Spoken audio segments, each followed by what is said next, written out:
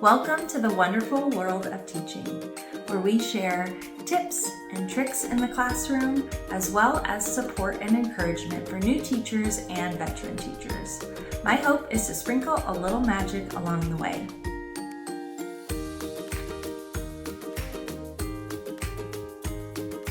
I'm Hannah. Raise your hand if you are scared of parents.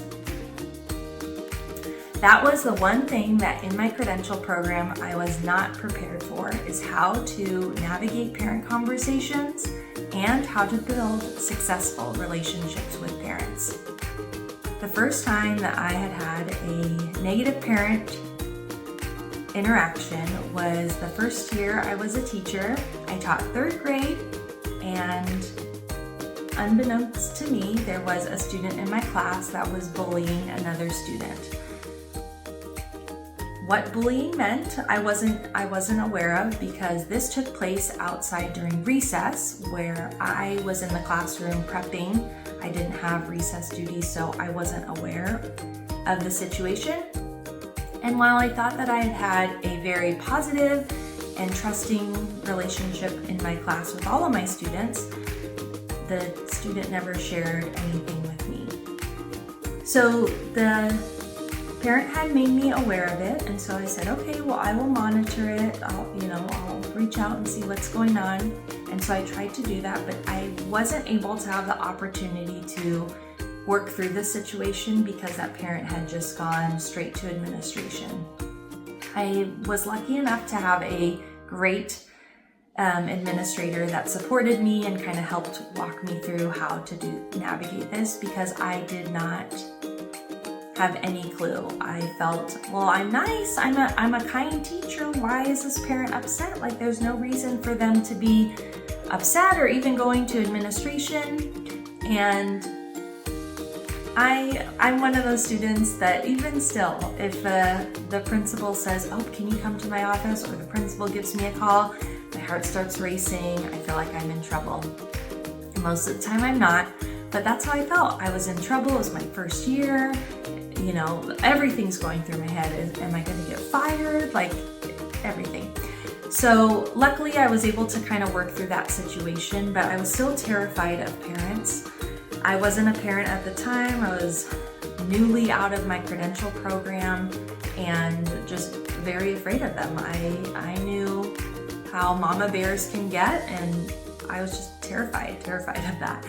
I also work at a school where most of the teachers, all of them were very collaborative with parents, but had set clear boundaries of, hey, after school, like, you cannot just come into my classroom. You need to give me a phone call or send me an email and set up a time. So what they would do is like close their doors and kind of, most of them had like a little blind or a curtain or something, so it looked like they weren't there, so parents couldn't just walk in. So year after year, I tried to get better at this. I knew that this was an area that I was not prepared for. It was the weakest part of my teaching. I really struggled with how to talk to parents. I wasn't a parent, as I shared, so I had no experience. I did not know anything.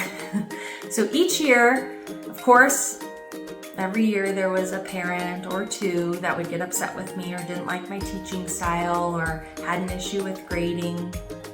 So each year I was like, how can I get better at this? How can I stop this from happening? And first I thought it was, well, maybe it's just what I say in those phone calls. And so that's what I focused on. Okay, how can I be positive? And a lot of times I would just apologize.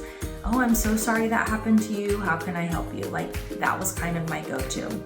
Well, I got tired of having those conversations. I got tired of calling parents when when something happened and they were angry and upset.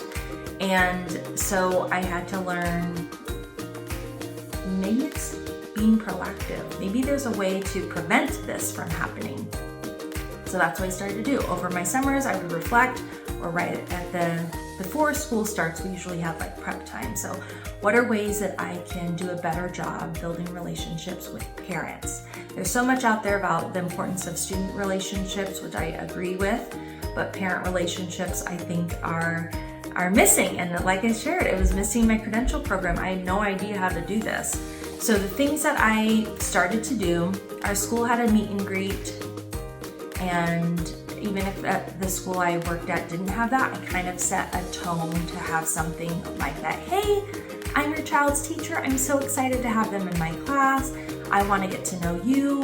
What are your child's strengths? What are the things that they love? I would make sure to get to know the parents' names, how to pronounce them, how do they want to be addressed.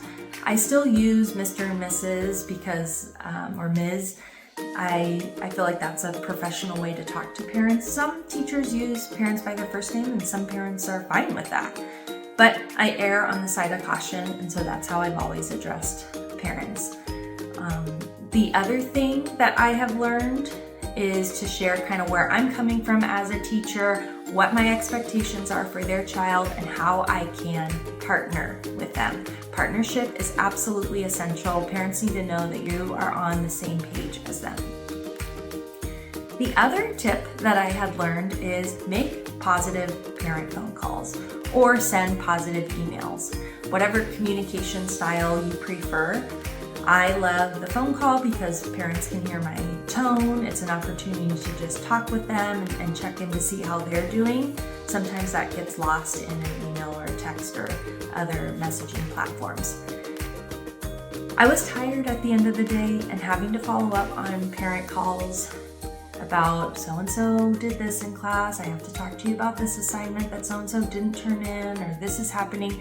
It's exhausting. It's exhausting to have those conversations at the end of the day, and I was tired of doing that. So what are the ways that I can change that? And so I started implementing positive parent phone calls into my routine. At the end of the day, I would kind of like think of okay, what went well? What were things that,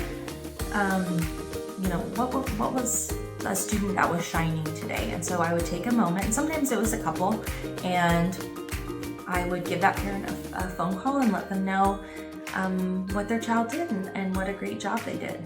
If I ran out of time or there was like multiple students, I usually would just send like a quick little email.